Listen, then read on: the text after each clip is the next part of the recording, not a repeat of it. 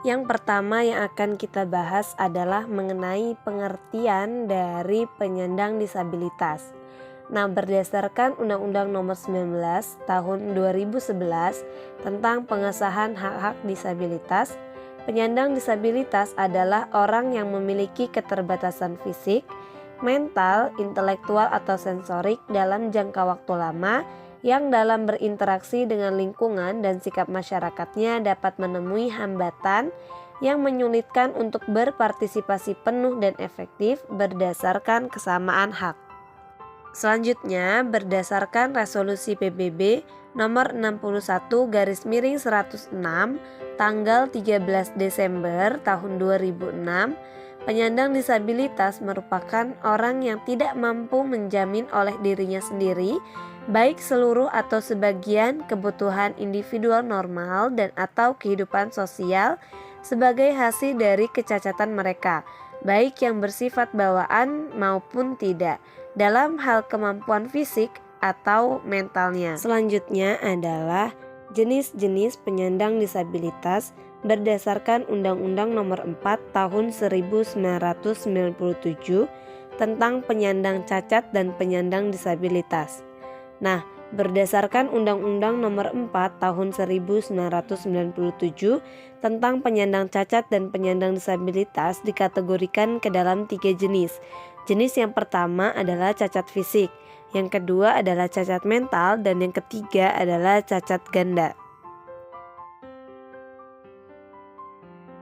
Abnormalitas yang terjadi pada anak terbagi menjadi beberapa bagian, yaitu ada cacat fisik, cacat mental, dan juga cacat ganda. Yang pertama yaitu cacat fisik. Yang termasuk ke dalam cacat fisik yaitu ada kelainan tubuh atau tunadaksa, yaitu individu yang memiliki gangguan gerak yang disebabkan oleh kelainan neuromuskular dan struktur tulang yang bersifat bawaan, sakit atau akibat kecelakaan, kehilangan organ tubuh, polio, dan lumpuh. Selanjutnya yaitu kelainan penglihatan atau bisa disebut sebagai tunanetra. Adalah individu yang memiliki hambatan dalam penglihatan.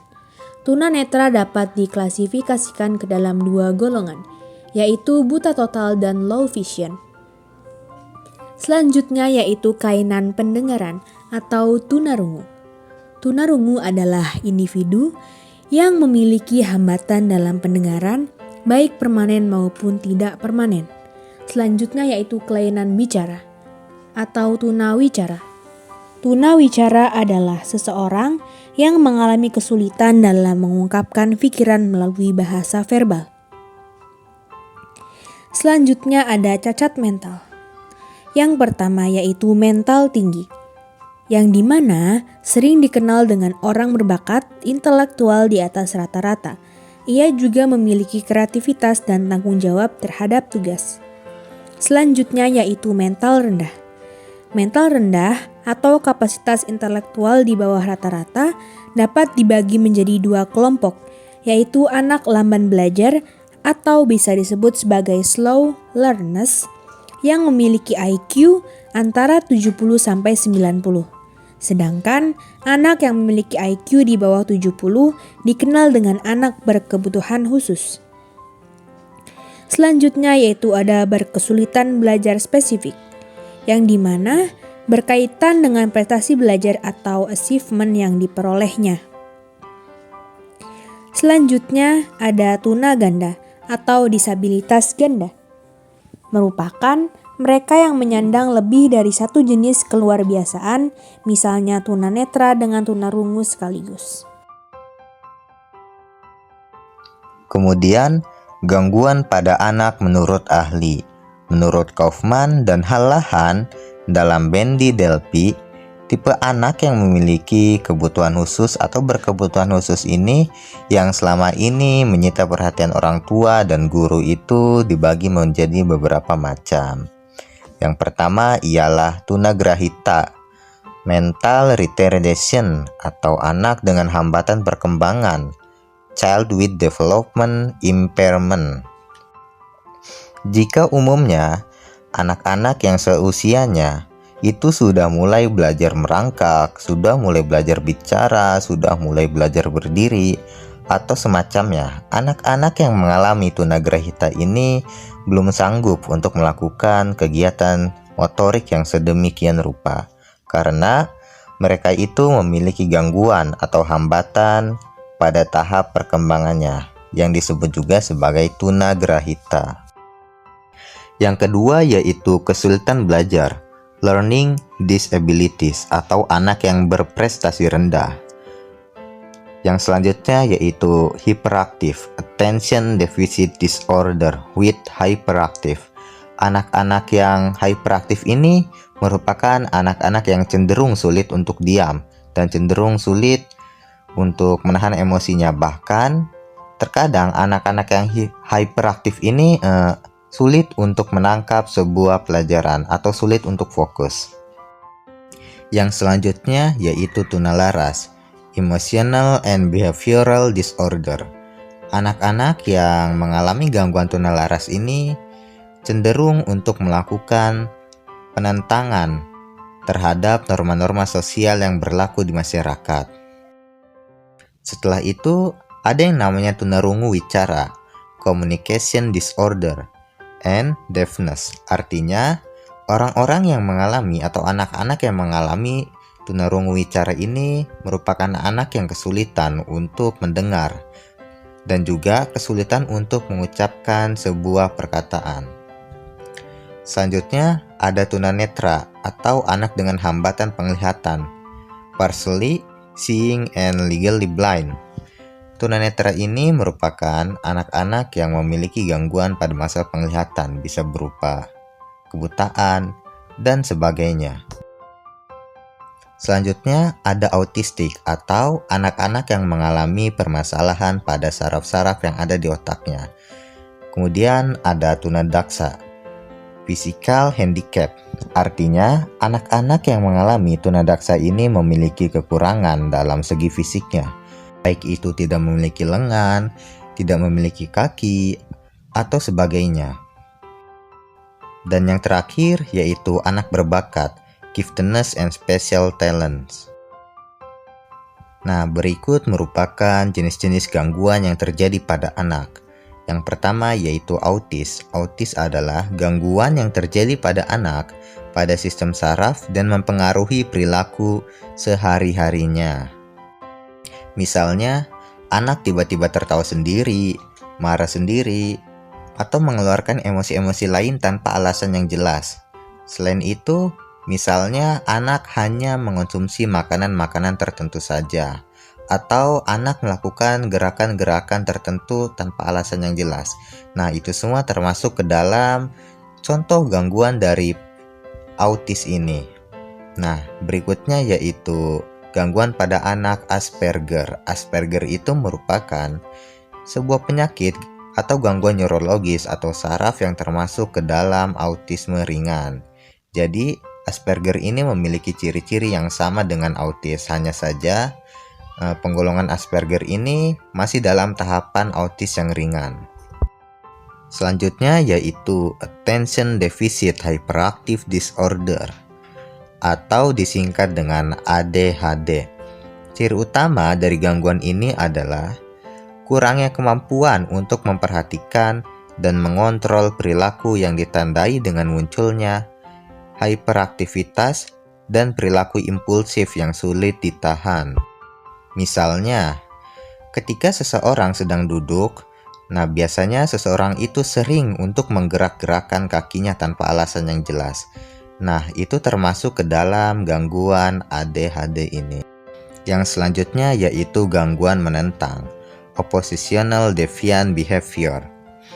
Gejala menonjol dan perilaku gangguan menentang adalah suka mendebat atau menentang norma atau nasihat orang dewasa.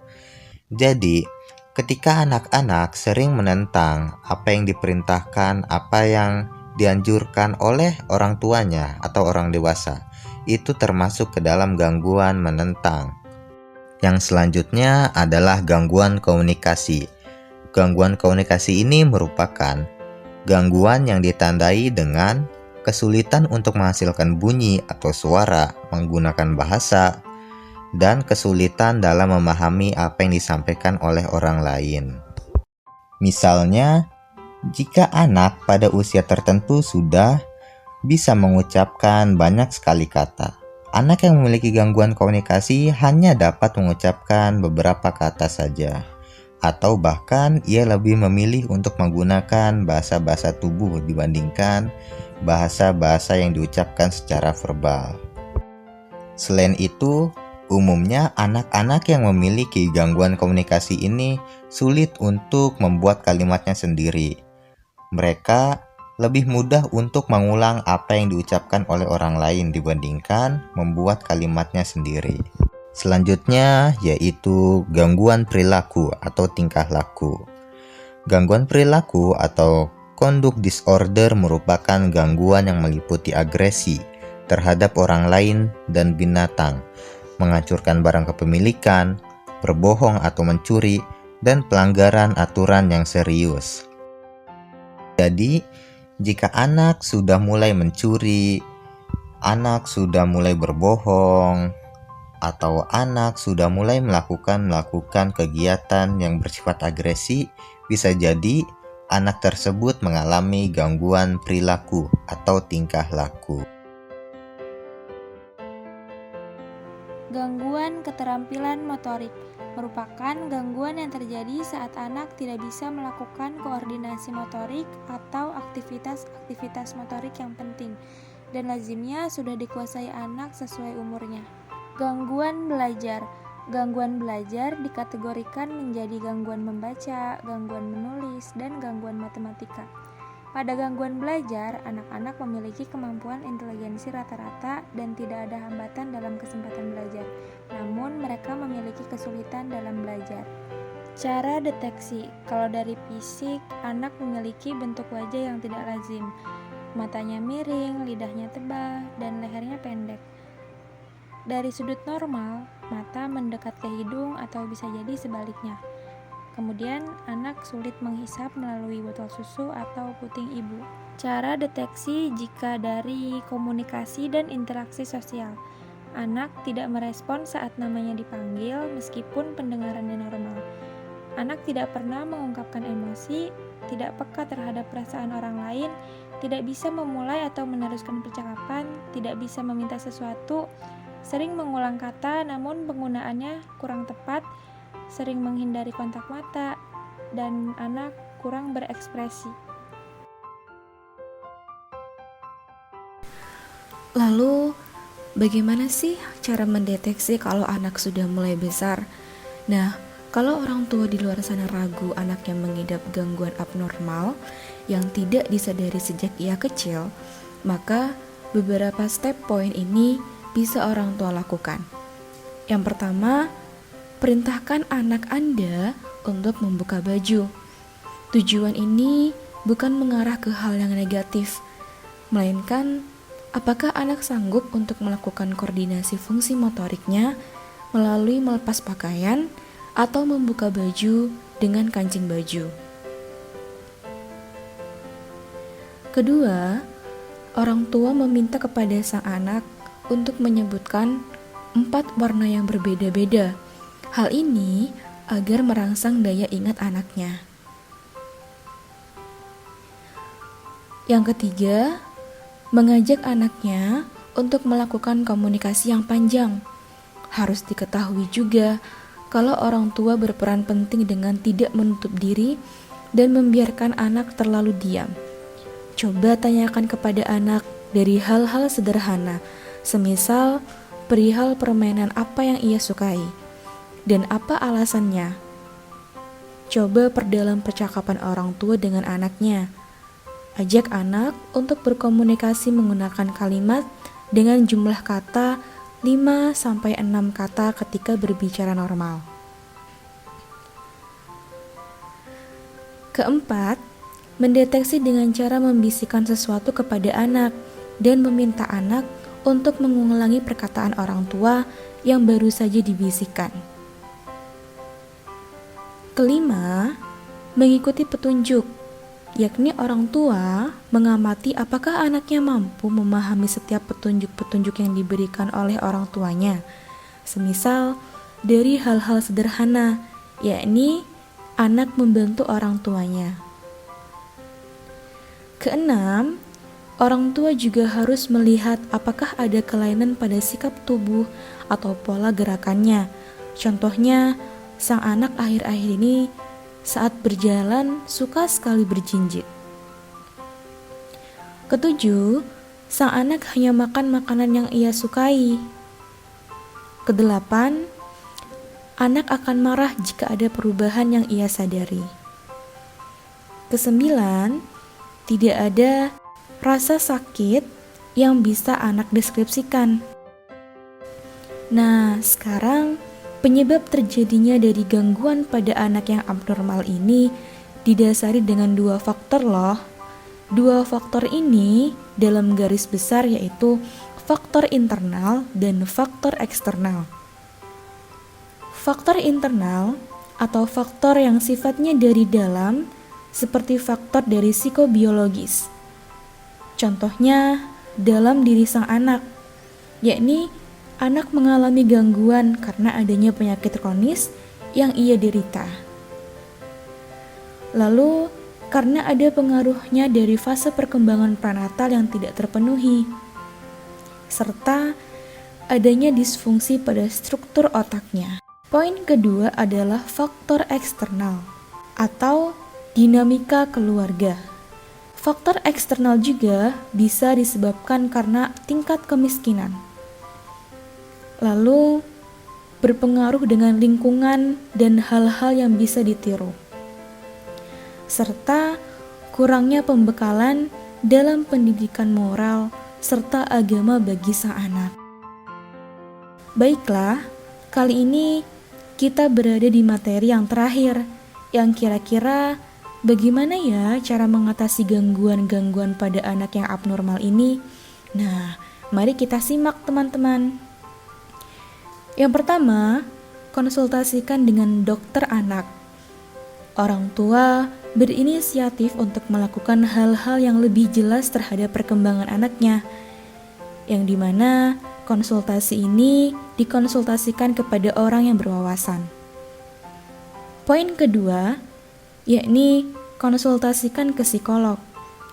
Apabila anak mempunyai gejala-gejala yang bisa dideteksi oleh orang tua, terutama melalui kehambatan dalam aktivitas sehari-hari. Poin ketiga, konsultasikan dengan ahli gizi. Apabila anak cenderung tidak suka makan dan memilih makanan yang tidak banyak gizinya, anak yang cenderung pemilih makanan, maka asupan dari pemenuhan gizi akan terhambat, sehingga terbentuklah kasus stunting, kurang gizi, dan bisa kapan saja terjadi pada anak. Poin yang keempat, yakni terapi wicara. Apabila anak dideteksi mengalami keterlambatan dalam berbicara dan perkembangannya lebih lambat daripada anak-anak seusianya, maka orang tua bisa membawa anaknya ke ahli terapi bicara. Poin kelima, yakni terapi okupasi, yakni terapi yang diberikan kepada anak dan dewasa dengan menggunakan aktivitas untuk meningkatkan kemandirian dalam kegiatan sehari-hari, sehingga dapat berpartisipasi di masyarakat. Yang keenam, yakni menyekolahkan anak di tempat yang tepat, seperti di SKH, yakni pendidikan bagi peserta didik yang memiliki tingkat kesulitan dalam mengikuti proses pembelajaran. Karena kelainan fisik, emosional, mental, sosial, dan memiliki potensi kecerdasan serta berbakat istimewa.